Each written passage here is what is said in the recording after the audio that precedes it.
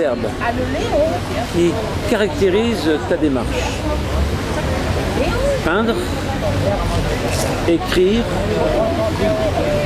chanter. Je voyais venir le propos. Oui, comme je le dis au début, pour moi, bien sûr, ce sont des formes d'art différentes, mais qui participent du même élan de créativité. Je les relie les unes aux autres, je ne fais pas les trois en même temps, mais elles participent de la même énergie pour moi. Quelle fut la première? L'écriture, incontestablement. Ma formation première, formation de lettres classiques, beaucoup de lectures, beaucoup de petits carnets, des mots qui me plaisent, des mots que je ne connais pas, des rêveries dans le dictionnaire. L'écriture, assurément. Dans la suite même de ton premier désir de rencontrer l'art par l'écriture, tu as un prix de poésie et tu as travaillé surtout pour Hermès et pour le cuir. C'est-à-dire que tout d'un coup, les mots trouvaient leur côté charnel en quelque sorte. Oui, c'est vrai, et ça m'a forcé à travailler aussi l'aspect technique d'un univers que je ne connaissais pas du tout. J'ai consulté des ouvrages sur les termes techniques de la fabrication des sacs, des objets en cuir, et j'ai détourné le sens technique de certains mots pour les employer d'une façon plus métaphorique, poétique, personnelle et fantaisiste. Alors, les mots de la poésie, comment travailles-tu un poème? Alors, j'aime pas le mot travail. L'inspiration, l'émotion d'un moment, c'est la première source.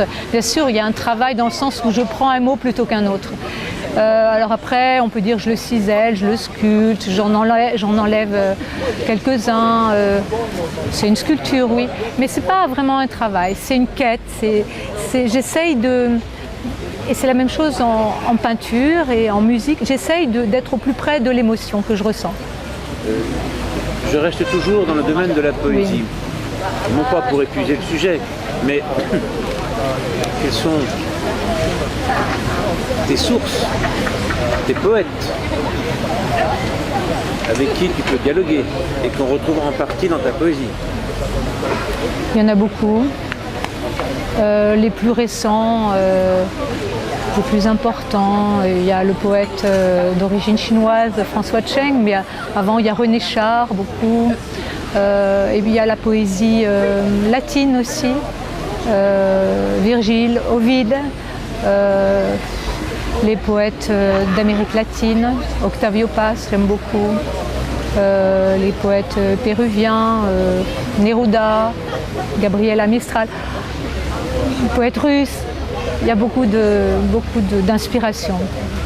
Est-ce qu'il y a poète russe, musique russe, tu es aussi musicienne?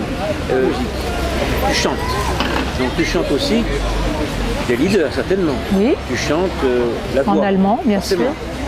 C'est la voix. Ton instrument, c'est ta voix. Donc là, on est toujours dans le domaine de la poésie, mais vers une autre direction. Oui, c'est ça. Il y a la peinture aussi. C'est vrai que la musique et le prolongement, c'est de la poésie. C'est de la poésie dans des univers retravaillés par des compositeurs. Les leaders de Schubert, par exemple, ou de Schumann, sont des univers qui sont proches des miens, en tout cas des univers dans lesquels je me sens très proche, qui me parlent, des univers où on ressent l'âme d'un paysage et un état d'âme et un concentré d'émotions face à la beauté de la nature et du mystère de la nature. Il y a le fameux poème de Baudelaire, Correspondance, oui, merci. Où il va à la quête du sens et des réalités secrètes en mettant en rapport tous les arts. Oui, à travers la couleur, à travers le geste aussi, l'aspect physique de la peinture qui existe aussi dans le chant.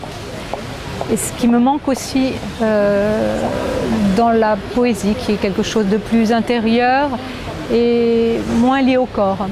Mais dans la peinture comme dans le chant, le corps est plus présent, en tout cas pour moi. Et la quête, elle est dans la touche, dans la vibration de la couleur. dans l'agencement des couleurs, après dans la structure d'un tableau, mais toujours dans la recherche de cette émotion. Quand tu parles de vibration de la couleur, est-ce que tu ressens aussi quand tu chantes physiquement la vibration de la voix? Absolument. Est-ce que c'est identique ou analogue? Chaque forme d'art a ses outils, mais bien sûr un plaisir analogue. Un plaisir, oui, une vibration, un frisson, oui. Oui, il y a quelque chose d'épidermique. Et aussi de gustatif, en tout cas dans la peinture, quand je prépare mes couleurs, c'est de la cuisine, ça me donne envie de les goûter. Il y a un aspect très sensuel dans la peinture. Comment travailles-tu concrètement? Écoutes-tu des musiques que tu aimes pour peindre ou tu t'installes dans le silence de l'atelier? Je n'ai pas de rituel. J'écoute toutes les musiques, beaucoup de musique traditionnelle. J'aime beaucoup la musique, je ne lis pas la musique de variété qui m'ennuie, que je connais mal, mais la musique traditionnelle de la Bretagne à la Roumanie, en passant par la musique grecque, la musique sicilienne. Voilà. J'aime la musique aussi à travers la langue. J'aime écouter de la musique dont je ne connais pas les langues. Et la musique inspire beaucoup la création dans un tableau. Mais parfois, je suis dans le silence. En tout cas, pour écrire, je dois être dans le silence.